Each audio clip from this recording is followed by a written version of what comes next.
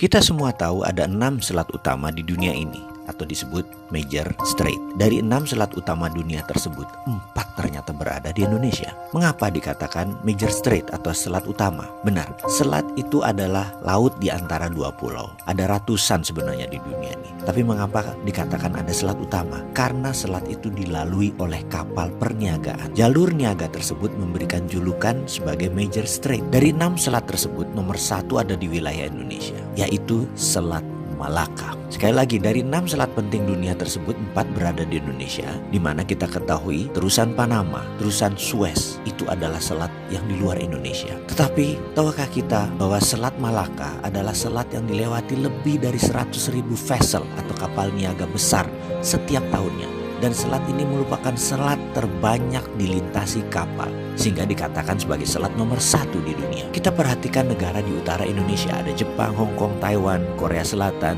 Cina, di mana semuanya adalah negara produsen besar di dunia. 20% vessel mereka ke Amerika Utara, 80% kapal niaga mereka menuju arah Asia Timur, Asia Tenggara, Afrika, dan Eropa.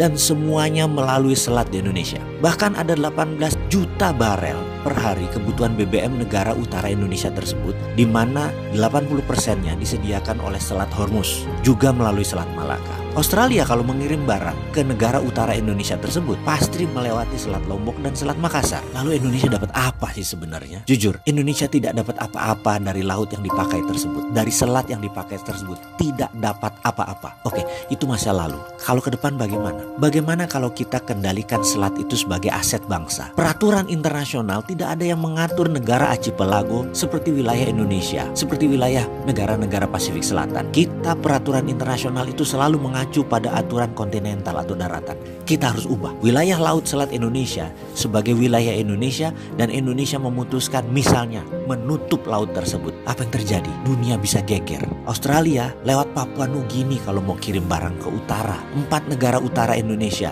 Cina, Jepang, Korea, Taiwan, muter lewat Papua Nugini. Tidak usah pakai Selat Malaka. Gak bisa masuk lewat Natuna. Atau kalau mau ya melipir lewat sisi Thailand dan melipir lewat sisi Malaysia di Selat Malakanya. Pokoknya kalau mau melewati wilayah Indonesia, bayar asuransi senilai 1% dari nilai barang. Kita tahu barang yang lewat tersebut ada lebih dari 2 triliun dolar atau 2.000 billion. Jadi kalau itu kita asuransikan atau kita pajakin versi kita dengan nama asuransi, kita mendapatkan lebih dari 250 triliun per tahun. Dan ini untuk devisa negara. Akankah negara adik kuasa seperti Cina dan Amerika marah besar? Pasti. Beranikah kita melawan dan mempertahankan hak kita? Harus berani. Itu namanya revolusi.